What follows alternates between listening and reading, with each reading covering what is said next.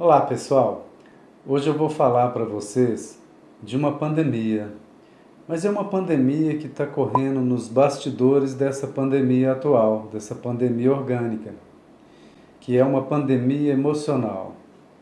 O que eu tenho visto, o que eu tenho percebido aqui no consultório, é que tem aumentado muitos os casos de ansiedade, de depressão, as pessoas estão chegando mais ansiosas, mais irritadas, e isso muito em função do que está acontecendo por trás dessa pandemia, que são vários transtornos emocionais. Isso vem acontecendo basicamente por dois motivos. Primeiro, porque a gente teve que se isolar. E segundo, por causa de um sentimento inato pertencente a nós, seres humanos, que é a empatia. E esse fato de isolar trouxe um prejuízo muito grande. Por quê? Nós somos, nós somos seres humanos mamíferos, somos animais mamíferos. E somos descendentes daqueles grandes ancestrais, os Homo sapiens, que viveram lá nas grandes savanas africanas há 70 mil anos atrás. E a gente é uma sociedade como é hoje, justamente porque vivemos em grupo.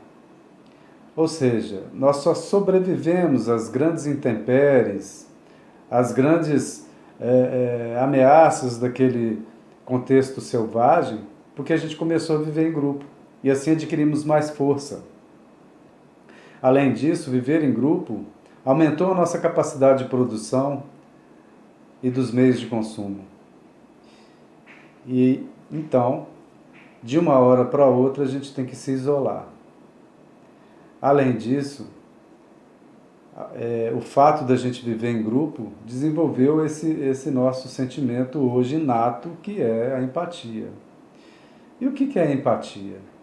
A empatia é a capacidade, é um sentimento cuja capacidade é de sentir, perceber o que o outro está sentindo.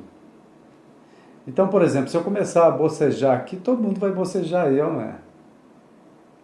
Da mesma forma, se vocês assistirem um filme de suspense, vocês ficam tensos. Se assistir um drama, às vezes choram, não é? Isso por quê? Porque a gente desenvolveu, pelo fato de viver em grupo, a gente desenvolveu no nosso cérebro aquilo que a gente chama de neurônios espelhos.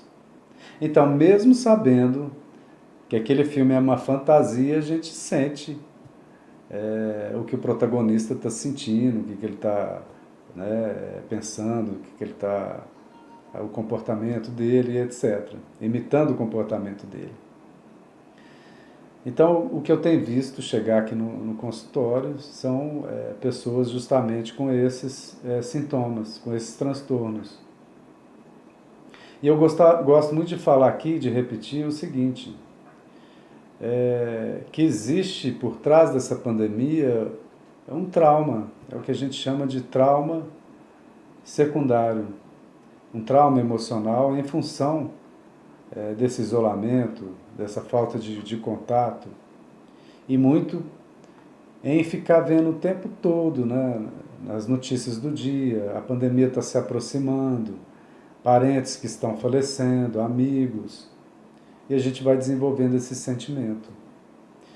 Ou seja, a gente sai do modo resiliência, o nosso cérebro sai do modo resiliência e entra no modo sobrevivência.